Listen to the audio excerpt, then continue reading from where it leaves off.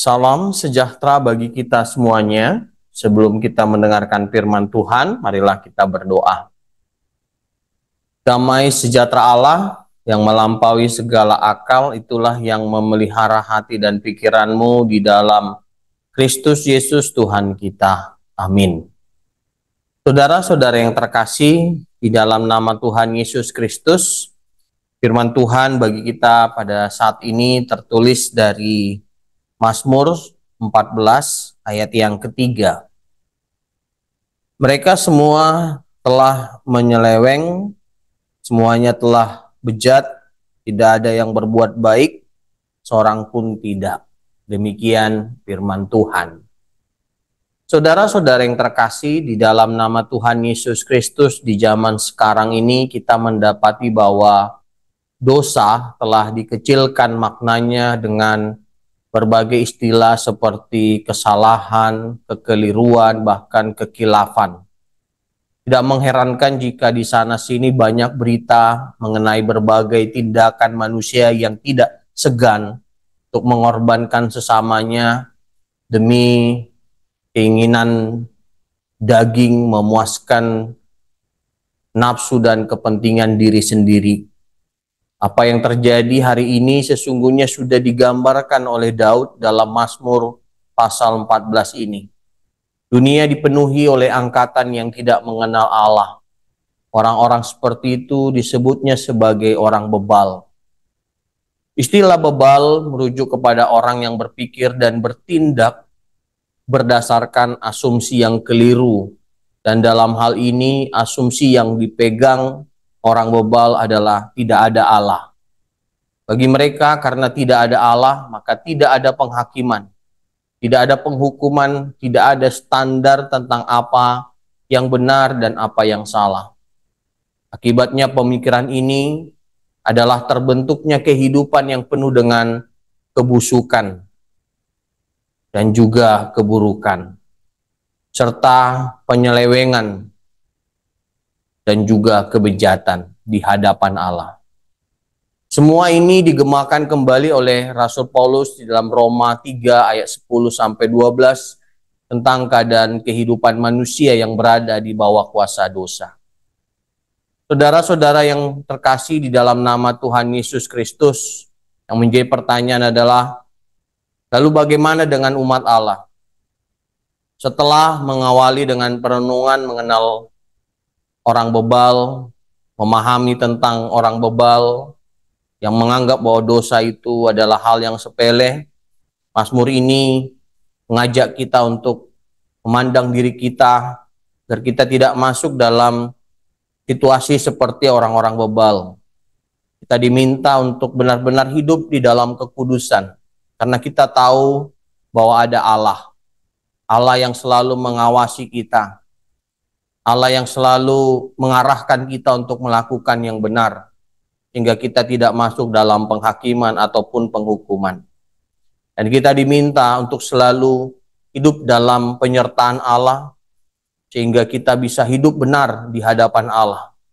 Kita diminta untuk mencari Allah dan hidup di dalam firman-Nya, sehingga kita benar-benar menjadi umat-Nya yang benar, yang kudus, yang murni, dan yang suci di hadapan Allah. Amin. Mari kita berdoa. Bapa kami yang bertahta di dalam kerajaan sorga yang kami sembah di dalam nama anak-Mu Tuhan Yesus Kristus. Kami mengucap syukur padamu ya Tuhan atas berkat yang Tuhan berikan dalam hidup kami. Di mana kami Tuhan pada saat ini telah mendengarkan firman-Mu yang mengajarkan kami untuk hidup benar di hadapan-Mu. Dan kami mohon Tuhan mampukan kami untuk melakukan firman-Mu dalam hidup kami. Dan kami juga mohon berkat-berkat-Mu kiranya melimpah dalam hidup kami. Tuhan lindungi kami dan jaga kami. Jauhkan kami daripada yang jahat dan mara bahaya. Dan ampuni dosa-dosa kami ya Tuhan di dalam nama anak-Mu. Tuhan Yesus Kristus kami berdoa dan mengucap syukur. Amin.